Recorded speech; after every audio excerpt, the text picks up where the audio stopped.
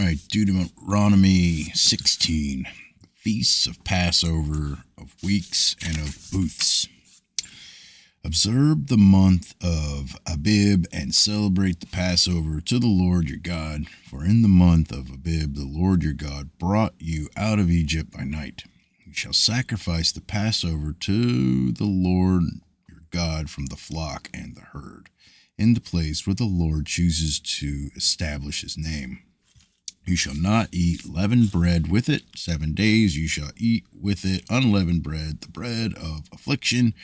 For you came out of the land of Egypt in haste, so that you may remember all the days of your life, the day when you came out of the land of Egypt. For 7 days no leaven shall be seen with you in all your territory, and none of the flesh which you sacrifice on the evening of the first day shall remain overnight until morning. You are not allowed to sacrifice the Passover in any of your towns which the Lord your God is giving you.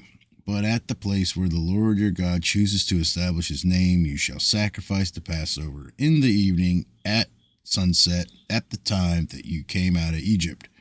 You shall cook and eat it in the place which the Lord your God chooses. In the morning you are to return to your tents. 6 days you shall eat unleavened bread, and on the 7th day there shall be a solemn assembly to the Lord your God, and you shall do no work on it. You shall count 7 weeks for yourself. You shall begin to count 7 weeks from the time you begin to put the sickle to the standing grain. Then you shall celebrate the feast of weeks to the Lord your God with a tribute of a freewill offering of your hand, which you shall give just as the Lord your God blesses you.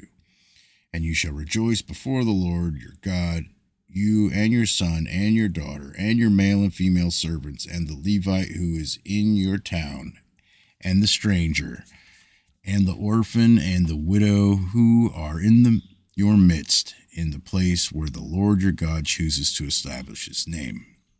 You shall remember that you were a slave in Egypt, and you shall be careful to observe these statutes. You shall celebrate the feast of booths 7 days after you have gathered it from your threshing floor and your wine vat. And you shall rejoice in your feast, you and your son and your daughter and your male and female servants and the Levite and the stranger and the orphan and the widow who are in your towns. 7 days you shall celebrate a feast to the Lord your God in the place which the Lord chooses, because the Lord your God will bless you in all your produce and in all the work of your hands, so that you will be altogether joyful. 3 times in a year all your males shall appear before the Lord your God in the place which he chooses, at the feast of the unleavened bread, and at the feast of weeks, and at the feast of booths, and they shall not appear before the Lord empty-handed. Every man shall give as he is able, according to the blessing of the Lord your God, which he has given you. You shall appoint for yourself judges and officers in your towns, which the Lord your God is giving you, according to your tribes, and they shall judge the people with righteous judgment.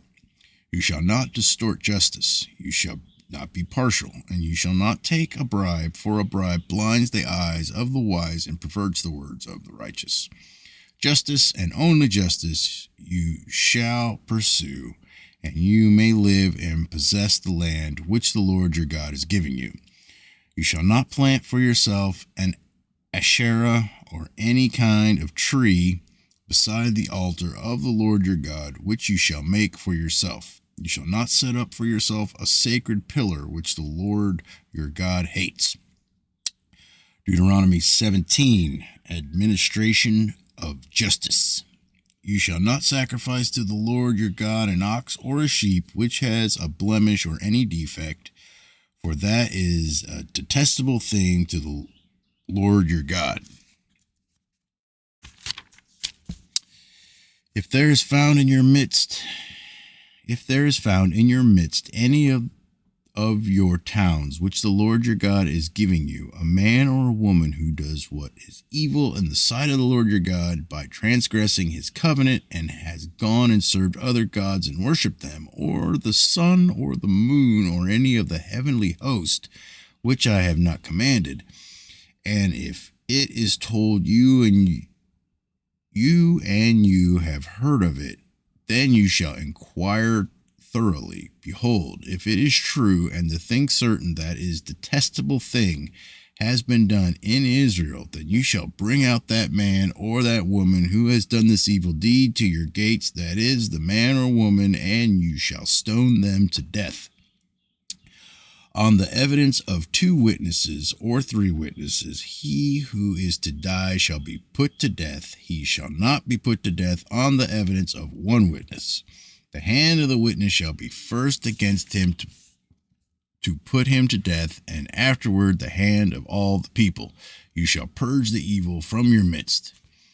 If any case is too difficult for you to decide between one kind of homicide or another, between one kind of lawsuit or another, and between one kind of assault or another, being cases of dispute in your courts, then you shall rise and go up to the place which the Lord your God chooses. So you shall come to the Levitical priest or the judge who is in office in those days, and you shall inquire of them, and they will declare to you the verdict in the case.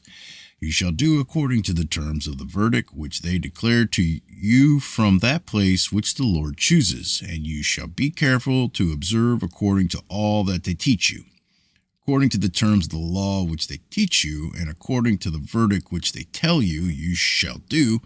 You shall not turn aside from the word which they declare to you, to the right or the left. The man who acts as presumptuously by not listening to the priest who stands there to serve the Lord your God, nor to the judge, that man shall die. Thus you shall purge the evil from Israel. Then all the people will hear and be afraid, and will not act presumptuously again. When you enter the land which the Lord your God gives you, and you possess it and live in it, and you say, I will set a king over me like the nations who are around me, you shall surely set a king over you, whom the Lord your God chooses, one from among your countrymen. You shall set as king over yourselves. You may not put a foreigner over yourselves, who is not your countryman. Moreover, he shall not multiply horses for himself, nor shall he cause the people to return to Egypt to multiply horses, since the Lord has said to you, you shall never again return that way. He shall not multiply wives for himself, or else his heart will turn away, nor shall he greatly increase silver and gold for himself. Now it shall come about when he sits on the throne of his kingdom, he shall write for himself a copy of this law on a scroll in the presence of the Levitical priests. It shall be with him, and he shall read it all the days of his life, that he may learn to fear the Lord his God, be carefully observing all the words of this law and these statutes, that his heart may not be lifted up above his countrymen, and that he may not turn aside from the commandment to the right or the left, so that he and his sons may continue long in his kingdom in the midst of Israel. And there is a little sidebar here I want to read, just to get it out of the way. That's the end of Deuteronomy 17. Long before Israel demanded their first king, Moses detailed in advance as to how to choose their own leaders. Specifically, a foreigner could be a governor over a tribe or an elder of the nation, but not the top national leader. The national leader was to be native born, one from among your countrymen. Did you know that the founding fathers placed this identical biblical requirement in the Constitution as regards the office of president, a natural born citizen? You might also be surprised to find out that Israel was set up as a republic, a model that did not escape the founders. The commentary for Deuteronomy 17, a natural born president, is found on 451. And that is it.